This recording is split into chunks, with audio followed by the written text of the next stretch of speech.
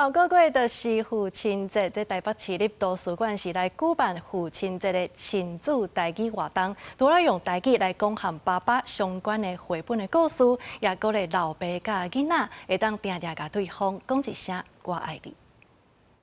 阿公我爱你，阿公可以食饭。泡茶啦，食果子。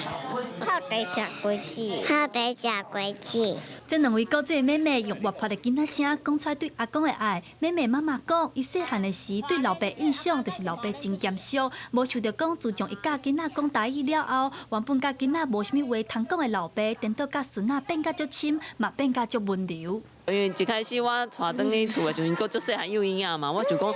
敢袂讲较罕咧看到阿公因会紧张会惊，结果阿公一出声，我感觉讲因听有阿公讲啥，因为阿公讲台语，所以我感觉讲因就是甲阿公足亲的安尼。这是台北市立图书馆所举办的父亲节亲子台语活动，台语老师伫咧现场用活泼讲故的方式来引带小朋友用台语讲出对爸爸的爱。我今仔日有用一寡甲阿爸有关系的绘本吼，主要因为可能平常时阿爸工课足无用的吼，无时间通互囡仔甲阿爸去互相了解，所以今仔日会做这题目是互囡仔去甲阿爸参详，问伊阿爸你爱啥物物件。现场嘛来自母鸡家庭的王爸爸，伊嘛用鼓励的方式，希望伊的查某囝会当送伊一张用台语罗马字所写的父亲节卡片。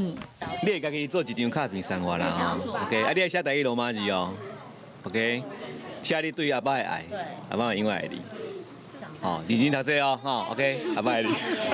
阿爸亲像山是侪人对阿爸印象，但是真侪老爸较袂晓甲爱讲出嘴，较罕咧用语言来表达对囡仔的疼惜。老师嘛鼓励囡仔甲父母之间会当常常甲我爱你讲出嘴，互对方知影。记者陈阿选林玉凯台北报道。